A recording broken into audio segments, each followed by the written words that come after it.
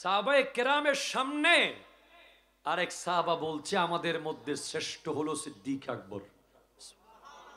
সহিহ হাদিস এসেছে, আমার নবী যখন চুপ, বাকি সাহাবারাও চুপ, কেউ আর কোনো আওয়াজ করেন নাই। তাজিমে মুস্তাফা, নবীর তাজিম, জোরে বলেন সুবহানাল্লাহ। এভাবে আপনি বদরের মাঠে যান, সাহাবায়ে কেরাম আমার নবীর অর্ডার মতে বদরের যুদ্ধে নেমে গিয়েছেন। না তলোয়ার ছিল, না ঘোড়া ছিল, না উট ছিল, না বল্লম ছিল। কি অস্ত্র তোমাদের? কিসের ভয়ে নেমে গেছো? লাকাদ নাসারাকুমুল্লাহু বিবদরিন ওয়া আনতুম আযিল্লা। বলে আমাদের দুইটা অস্ত্র আছে, একটা হলো ইশকে মুস্তাফা আর একটা তাজিমে মুস্তাফা। সুবহানাল্লাহ। সাহাবায়ে কেরামের সব সময়ের অস্ত্র হলো নবীর প্রতি ভালোবাসা, নবীর প্রতি আদব। এই হলো তাদের শ্রেষ্ঠ অস্ত্র। এই অস্ত্র দিয়ে তারা এমন ভাবে বদরে জয়লাভ করেছে যেটার বিনিময় তারা পেয়ে গেছে। আল্লাহ বলেছেন ইয়ামালু মা শিতুম। হযরত উসমান যুন্নুরাইন রাদিয়াল্লাহু তাআলা বদরের যুদ্ধে আসবেন, আমার নবী বলছেন না, তুমি আমার কন্যার খেদমত করো। উনি আর বদরের যুদ্ধে আসেন নাই, উনি নবীজির কন্যার খেদমত করতে গেছেন। ওনার বিবি, ওনাকে আল্লাহ বদরি সাহাবীদের অন্তর্ভুক্ত করে দিয়েছেন। বদরের যুদ্ধ এমন দামি যুদ্ধ, এই সাহাবারা তাজিমের বিনিময়ে কি পেয়েছেন? আমার নবী বলতেছেন লা তাসুব্বু আসহাবি, আমার কোন সাহাবাকে তোমরা গালি দিও না। ফাইন্না হাদাকুম লাউ আনফাকা মিসলা উহুদিন যাহবান মা বালাগা মুদ্দা আহাদিহিম আও নাসিফাহু। আমার সাহাবারা আমার কাছে এসে ইসলামের জন্য যে এক মুষ্টি দিয়েছে অথবা আধা মুঠ দিয়েছে, চাউল হোক, ডাল হোক, গম হোক, ছাই হোক, মাটি হোক, যা দিয়েছে তা বর্তমানে উহুদ পাহাড় পরিমাণ স্বর্ণ দিলেও তাদের আধা মুঠের সমান হবে না। কারণ তাদের আধা মুঠের ভিতরে নবীর মুহাব্বত ছিল। এটা মুহাব্বতের দান। সিদ্দিক আকবর নিজের ঘরে সব নিয়ে এসেছেন, কিছু রাখেন নাই, ছাই পর্যন্ত নিয়ে এসেছেন। বলে তুমি কি রেখে এসেছো? বলে আমি আল্লাহ এবং রসুলকে রেখে এসেছি। আপনি কি বলবেন? নবীর তাজিম, নবীর খেদমতের মূল্য হযরত ওমরের গোটা জীবনের নামাজের চেয়েও দামি। উলামায়ে কেরাম মওজুদ আছেন, ভুল হলে ধরিয়ে দিবেন আমাকে। বাইনামা রাস রাসূলুল্লাহ সাল্লাল্লাহু আলাইহি ওয়াসাল্লাম ফি লাইলাতিন দাহিয়াতিন, একবার পূর্ণিমার রাতে হযরতে আয়েশা সিদ্দিকা রাদিয়াল্লাহু তাআলার কোলে আমার নবী ঘুমাচ্ছেন।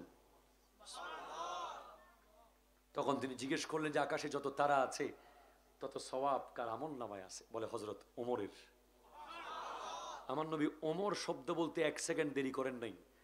তার মানে আসমানের কয়টা তারা আছে আমার নবীর কাছে গণনা আছে। কতজন উম্মত আছে নবীর কাছে গণনা আছে। কতজন কত রাকাত নামাজ পড়েছে নবীর কাছে গণনা আছে। কার আমলনামায় কত সওয়াব আছে নবীর জানা আছে। নবী কোনোদিন মিথ্যা বলতে পারে না। নবী এই ব্যাপারে 1 মিনিট উত্তর দেওয়া মানে এই সমস্ত ক্যালকুলেশন নবীজি করে বলে দিয়েছেন যে ওমরের কাছে আছে। তখন সিদ্দিক আকবরের মকাম কোথা? আইনা আবি ইয়া রাসূলুল্লাহ, আমার আব্বা? বলে তোমার আব্বার এক রাতের ইবাদত হযরত ওমরের গোটা জিন্দেগির চেয়ে বেশি। বলে সেটা কি? বলে সেটা হলো ওই হিজরতের রাতে তোমার আব্বা যে আমার সফর সঙ্গী ছিল, আমার যে খিদমত আঞ্জাম দিয়েছে। নবীজির খিদমত, নবীজির তাজিম, নবীজির তাজিম আল্লাহর পছন্দ হয়েছে। আল্লাহর পছন্দ হয়েছে নবীজির তাজিম, আল্লাহর পছন্দ হয়েছে।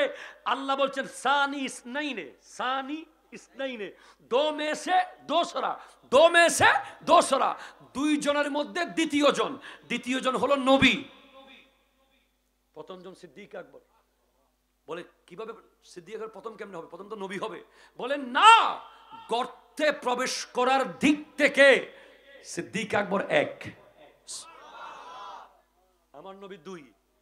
তো যেখানে গর্ত প্রবেশ, কিসের গর্ত এটা? এই গর্ত, ওই গর্ত যেই গর্তে সিদ্দিক আকবর আগে প্রবেশ করেছেন, যে ইয়া রাসূলুল্লাহ আমি আগে গিয়ে গর্ত সাফ করি, তারপর আপনাকে ডাকবো। এই যে তাজিম করেছেন। আমরা যে মুরব্বীদেরকে, উস্তাদদেরকে আসলে, হুজুর একখানাতেও নাই, বিছানা ঠিক করে দিন, হুজুর একখানা করে তিও না, একখানা করে রুম্মান ঝাড়ে দিন, হুজুর একটু দাঁড়ান আমি একটু করে টেবিলটা পরিষ্কার করে দিচ্ছি, এটা এখান থেকে না, এটা সিদ্দিক আকবর শিখিয়েছে আমাদেরকে। ঠিক কিনা জোরে কথা বলেন। বলে ইয়া রাসূলুল্লাহ আপনি গর্তে ঢুকবেন, তার আগে আমাকে ঢুকতে দেন, আমি গিয়ে গর্তটা পরিষ্কার করে আপনি আসার উপযোগী বানাবো, তারপর আপনাকে আনবো। আল্লাহ সাথে সাথে পুরস্কার দিয়ে দিয়েছেন। সানিস নাইনে দমে সে দোসরা, বলে আবু বকর সিদ্দিককে 1 নম্বর বানিয়ে দেওয়া হয়েছে গর্তে প্রবেশের দিক থেকে। ওই এক রাতের আদব আর মোহাব্বত। আদব কিরকম? নবীর সামনে আওয়াজ করা নিষেধ। হতানহর আওয়াজ করা কি? সাপ কামড়াচ্ছে। সিদ্দিক আকবরের গোটা শরীর বিষে কালো হয়ে গেছে, ওনার মুখ দিয়ে ঠু শব্দ বের হয়নি, শুধু শেষ পর্যন্ত চোখের পানি বেয়ে নবীজির চেহারা মোবারকে পড়েছে। তখন নবীজি বুঝতে পেরেছেন যে আবু বকর কান্না করতেছে।